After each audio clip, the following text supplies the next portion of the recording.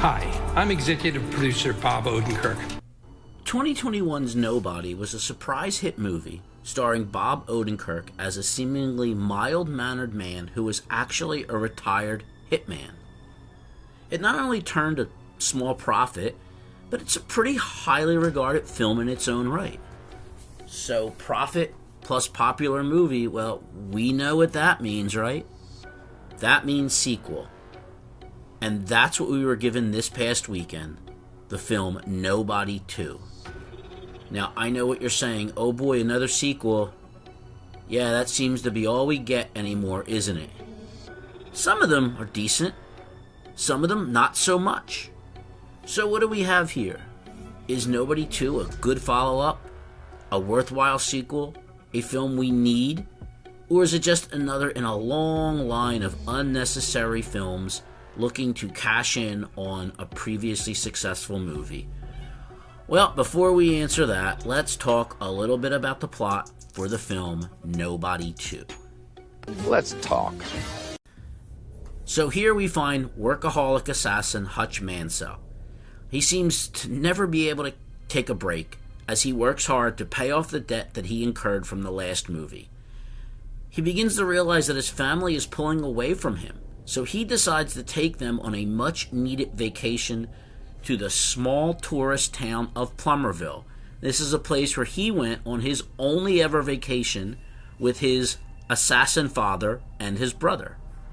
However, he soon finds himself in the crosshairs of a corrupt theme park operator, a shady sheriff, and a bloodthirsty crime boss. Sounds fun. So what works in this film?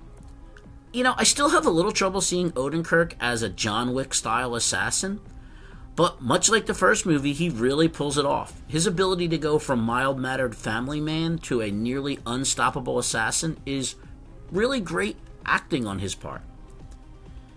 The movie has some really excellent fight choreography, much like the first one.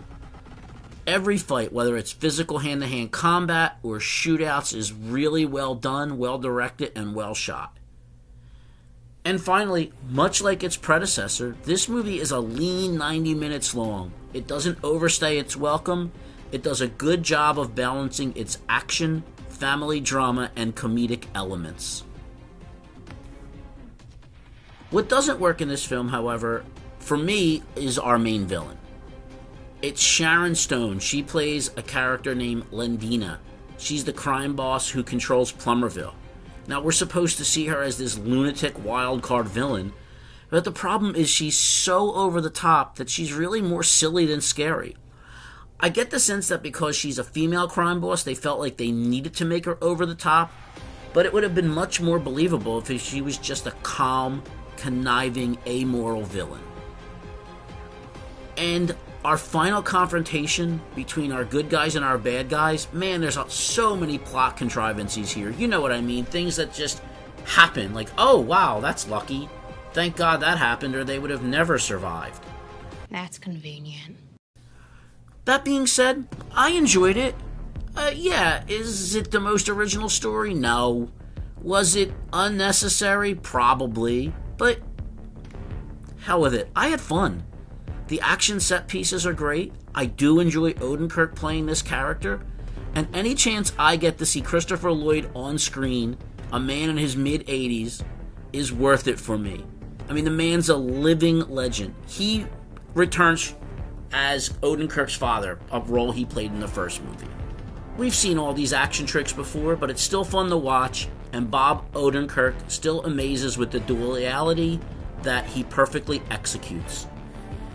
It's not exactly a movie you have to run out to the theaters to see, but if you're a fan of the first one, you should definitely check this out, because you will enjoy it. And if you haven't seen either, well, the first one's only 90 minutes long as well, and there are much worse ways to spend your time. So, was it necessary? No. Did we need it? No. But it's good, it's fun, and it's worth your time. Pretty good. Well, that's all I have for you today. Tune in next week where I give you my thoughts and feelings on whatever I've seen. In the meantime, click that like button, subscribe, leave a comment or a question, Share this video with friends and enemies alike, and as always, thank you for giving me your valuable time, and I'll see you next week. Take care.